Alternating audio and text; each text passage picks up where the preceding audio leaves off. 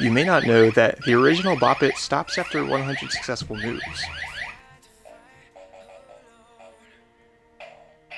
I beat Bop-it! Subsequent releases of the toy have increased this maximum score to 200, 500, etc., but the R2D2 Bop-it keeps it at the maximum of 100.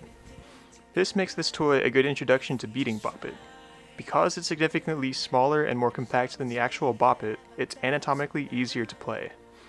Think back to classic Bop-its, where in order to play with just your bare hands, you'd need to use one hand for stability and one for the moves. Not to mention, you also have to build in your muscle memory the counter force in your stability hand to keep the Bop-it stable, adding an extra level of difficulty. Now, in the window of time in which you'd need to execute, you'd need to first register the move in your brain, second, move your arms and hands, and third, execute the move. Step 3 is fairly trivial. Step 1 can be trained to be decreased, but Step 2 is limited by the laws of physics, and additionally is unforgiving in situations where you initially go for one move, but realize it's the wrong one and try to correct it.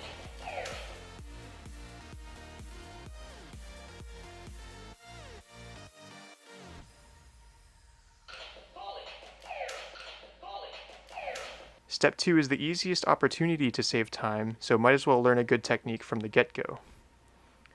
This is what makes the R2D2 Bop-it great for beginners.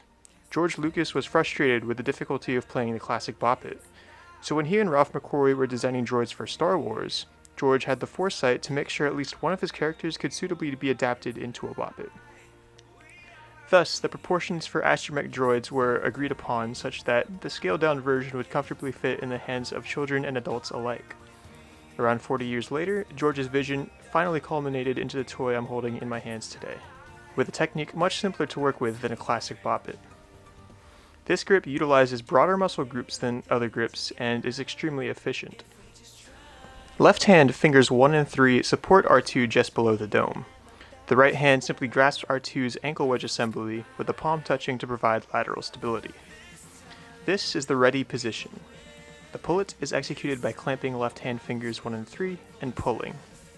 For the Bop-it, left hand 1 and 3 will relax, allowing that right hand to drive the unit into your left palm, pressing the button.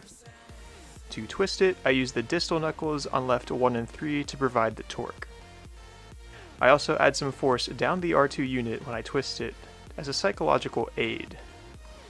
When I do this, the thought processes inside my 1 and 3 fingers are segregated between each action. Relaxing 1 and 3, it's a Bop-it. 1 and 3 forcing down the R2 unit, it's a twist-it. 1 and 3 forcing up the R2 unit, that's a pull-it. Being conscious of these details will accelerate the process of building your muscle memory, as your brain will be able to draw stronger connections as it gets used to the overall movements. Return to the ready position after each move. The Bop-it messes you up by trying to get you to expect one thing instead of another. The goal in beating it is to not commit to a move before the Bop-it has commanded it. Rather, only commit to a move as soon as you're sure of what you're doing. It's much better to fail because you ran out of time than fail because of a wrong move. Returning to the ready position will help you by keeping you in a neutral position rather than in a state of physical bias. Remember to stay relaxed as you play.